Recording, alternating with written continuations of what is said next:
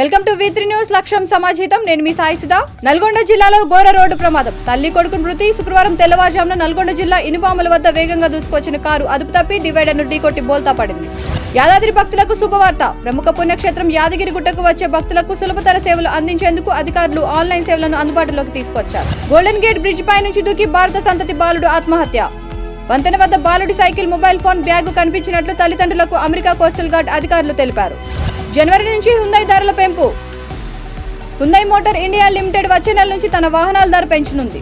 చెన్నైకి drone protection force. Chennai నగర పోలీసుల పరిధిలో 3.50 కోట్లతో ఏర్పాటు చేయనున్న డ్రోన్ ప్రొటెక్షన్ ఫోర్స్ ను ముఖ్యమంత్రి స్టాలిన్ త్వరలో ప్రారంభించనున్నారు.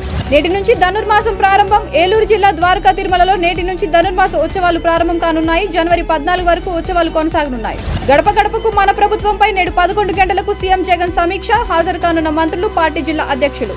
తెలంగాణలో నేటి నుంచి 1392 జూనియర్ లెక్చరర్ పోస్టుల భర్తీకి దరఖాస్తుల ప్రక్రియ ప్రారంభం. జనవరి 6 వరకు దరఖాస్తు చేసుకునే ఛాన్స్.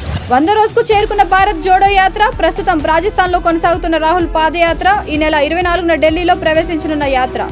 హైదరాబాద్ లో పేలుడు కలకలం. లోయర్ ట్యాంక్ బండ్ వద్దనున్న GHMC డంపింగ్ యార్డ్ లో పేలుడు జరిగింది. ఈ ఘటనలో కాగితాలు ఏరుకునే తండ్రి కొడుకులకు తీవ్ర గాయాలయ్యాయి. వరుసగా 7వ సంవత్సరం బిర్యానీ టాప్. 2022 ఏడాదిలో కేవలం స్విగ్గీ ద్వారా నిమిషానికి 137 బిర్యానీ ఆర్డర్లు చేసినట్లు ఆ సంస్థ పేర్కొంది. గత ఏడాదితో పోలిస్తే ఇది ఎక్కువ.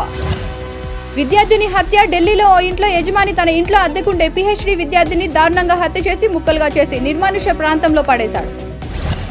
భారత్ అగ్నిపై క్షిపణి పరీక్ష సక్సెస్.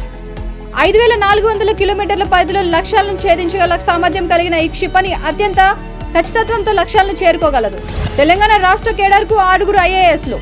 శ్రద్ధా శుక్లా, కిరణ్మయి కోపిశెట్టి, నారాయణ్, అమిత్ మాలేపాటి, వికాస్ మహతో, ఉమాశంకర్ ప్రసాద్, మయాంక్ సింగ్ త్వరలో రాష్ట్ర కేడార్లో చేరనున్నారు. బంగాళాఖాతంలో అల్పపీడనం. ఈ నెల 19 వరకు ఆంధ్రప్రదేశ్ రాష్ట్రంలో పలు ప్రాంతాల్లో వర్షాలు కురుస్తాయని చెన్నై వాతావరణ కేంద్రం వెల్లడించింది. అన్ని తరగతులకు CBSE పాఠ్యాంశాలే.